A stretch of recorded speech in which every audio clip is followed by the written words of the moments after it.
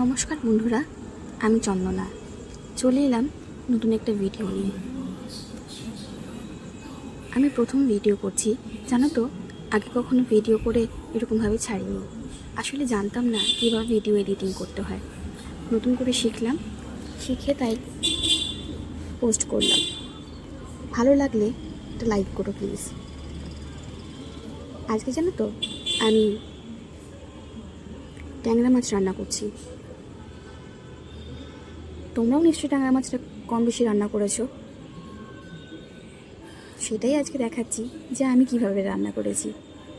আর এর সঙ্গে তোমাদের সঙ্গে একটা পরিচয় করে নিই। আমি চন্দনা, আমার দুটো ছেলে আছে। জানো তো, এই ভিডিওটা আমার ছেলে করে দিচ্ছে, আমার বড় ছেলে। ও ক্লাস 4-এ পড়ে। অনেকদিন ধরে ও বলছিল, মা তুমি ভিডিও করতে পারো না, সবাই ভিডিও করে, তুমি তো একটু ভিডিও করতে পারো। তো ওর কথা রাখতেই আমি বললাম, ঠিক আছে, তুই যদি ভিডিও করতে পারিস তাহলে আমি রাজি আছি। আসলে কাজ করতে করতে আমি তো ভিডিও করতে পারবো না। আমার কাছে কোনো সেলফি স্টিক নেই, বা কোনো ভিডিও রেকর্ড করব মোবাইল রাখার মতন কোনো স্ট্যান্ড নেই। সেই জন্য আমি ভিডিও করতে আসলে পারি না। আর কাজের তাড়াতে ভিডিও করব কখন কাজ করব সেটাই বুঝতে পারি না। সেই জন্য আর ভিডিও করে হয়ে ওঠা না। তো সেই জন্য আমার ছেলে বললো, মা আমি করে দিচ্ছি, তোমার চিন্তা কিসে, আমি করছি, তুমি করো রান্না। আমি বললাম, বেশ ঠিক আছে, তুই যদি করতে পারিস তাহলে আমি রান্না করে দেবো। তো দেখলাম বেশ ভালোই করেছে, এবং তারপরে আমি কিছুটা এডিট করে নিলাম।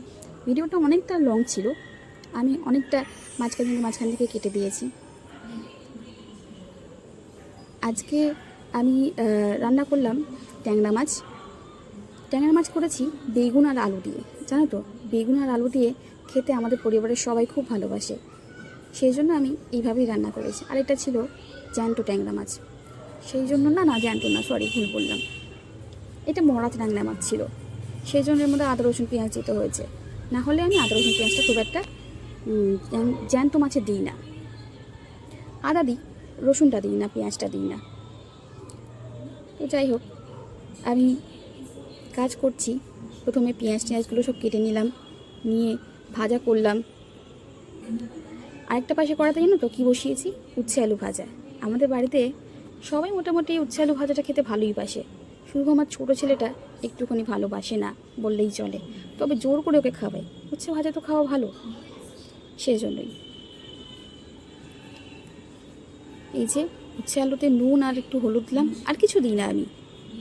এক পাশে উচ্ছে আলু ভাজা হচ্ছে, আর এক পাশে আমার মাছের ঝোলটা হচ্ছে, আর ভাতটা আমার হয়ে গেছে।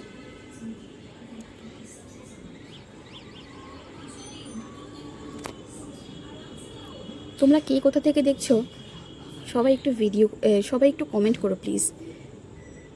আর জানো তো, আমাকে অনেক ভোরবেলায় উঠতে হয়, কারণ আমার দুটো বাচ্চা হচ্ছে মর্নিং স্কুলে পড়ে। সেই দুজনকে আমাকে মর্নিং স্কুলে পাঠানোর জন্য আমাকে ভোরবেলায় উঠতে হয়। এবার আমার জানো তো মর্নিং উঠতে খুব কষ্ট হয়। কেন হয় সেটা বলছি। কারণ হচ্ছে আমাদের অনেক রাত করে ঘুমোতে হয়, কেননা ওর বাবা অনেক রাত করে বাড়িতে আসে। শুধু ওর বাবা আর আমি, বাচ্চাগুলো ঘুমিয়ে পড়ে, ওর বাবা আর আমি অনেক রাত করে ঘুমোই। কারণ হচ্ছে ওর বাবা আস্তে আস্তে তখন রাত 11টা-12টা বেজে যায়। এবার এসে হাত মুখ ধুয়ে মানে ফ্রেশ হওয়ার পর তারপর খাওয়া দাওয়া করি আমরা, করতে করতে রাত 1টা। তারপর শুতে আমাদের 1:30-2টো বেজে যায়। তারপরে গিয়ে আবার ভোরবেলা ওঠা, বুঝতেই তো পারছো কেমন কষ্ট হয়। তো তোমরাও জানিও তোমাদের কার কার ভোরবেলা উঠতে হয়, আবার রাত করে ঘুমোতে হয়, আমাকে কমেন্টস করে জানিও। আর আমি কি বলবো, এটা প্রথম ভিডিও, জানি না কি হয়েছে কি হয়নি, বুঝতে পারছি না নিজেই, কেমন হবে সেটাও জানি না।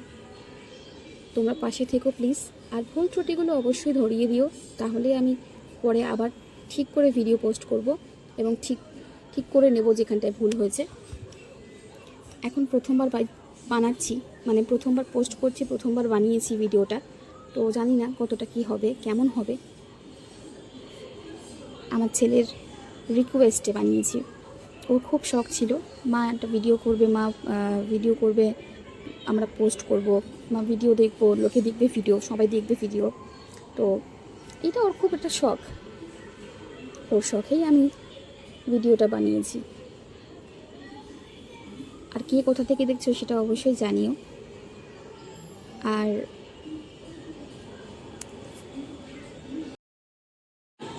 তোমাদের সঙ্গে গল্প করতে করতে আমার কাজ কিন্তু কমপ্লিট হয়ে গেল। আমার রান্না অলমোস্ট ডান। এবার হবে খাওয়া দাওয়ার পালা। রান্না মোটামুটি হয়ে গেলে আমি গ্যাসটা পরিষ্কার করে নিয়ে বাচ্চাদেরকে খেতে দিয়ে দেবো। আমার সব কাজ মোটামুটি হয়ে গেছে। তো আজকের মতন টাটা।